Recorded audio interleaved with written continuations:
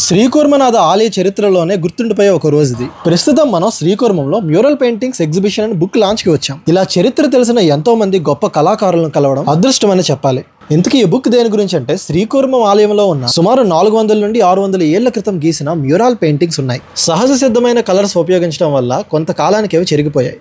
మన చరిత్రలో జరిగిన ముఖ్యమైన విషయాలు, పురాణాలు, ఇతిహాసాలు ఇలాంటివన్నీ ఒక పెయింటింగ్ రూపంలో తెలియచెప్పేదే మ్యూరల్ పెయింటింగ్స్. కొన్ని వందల ఏళ్ల క్రితం శ్రీకూర్మ ఆలయ గోడల మీద గీసిన ఈ మ్యూరల్ పెయింటింగ్స్ పూర్తిగా కనుమరుగవ్వక ముందే వాటిని భావితరాలకు అందించాలనే మంచి ఉద్దేశంతో కాకినాడ జిల్లా వాస్తవ్యులు, ప్రముఖ కళాకారులు శ్రీ మంచం సుబ్రహ్మణ్యేశ్వరరావు గారు వీటిని రీక్రియేట్ చేశారు. గోడ మీద ఉన్న ప్రతి మ్యూరల్ పెయింటింగ్స్ ని పరిశీలించి ఇలా శ్రీ మహావిష్ణువు దశావతారాలు, భాగవతంలో శ్రీకృష్ణుడి లీలల్ని కళ్ళకి కట్టినట్టుగా కాళీయ మర్దనం, గోవర్ధనగిరిని ఎత్తడం, ఇంకా ఇలాంటి వందల కొద్ది మ్యూరల్ పెయింటింగ్స్ కూర్మనాథుని ఆలయ గోడల మీద ఈ విధంగా ఉన్నాయి. వాటిని రీసెర్చ్ చేసి వాష్ టెక్నిక్ ని యూజ్ చేస్తూ ఎంతో అద్భుతంగా వాటిని రీక్రియేట్ చేశారు. 1000 ఏళ్లకు పైగా చరిత్ర కలిగి ఉన్న శ్రీకూర్మనాథుని ఆలయంలో దాగి ఉన్న పురాణ గాథలని ఈ బుక్ ద్వారా మనం తెలుసుకోవచ్చు. శ్రీ చిన్నజీయర్ స్వామి సైతం ఈ పుస్తకానికి ప్రశంసలు అందించారు. పాతవి కొత్తవి 2 మ్యూరల్ పెయింటింగ్స్ కలిపి ఒకే బుక్ లో ప్రింట్ చేశారు.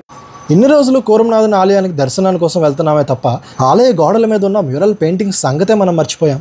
అలానే టెంపుల్లో ఉన్న ఒరిజినల్ మ్యూరల్ పెయింటింగ్స్ ని గవర్నమెంట్ రీస్టోర్ చేస్తే బాగుంటుంది. టైం ట్రావెల్ చేస్తూ చరిత్రలోకి వెళ్ళడానికి ఇలాంటి పుస్తకాలు చాలా హెల్ప్ అవుతాయి.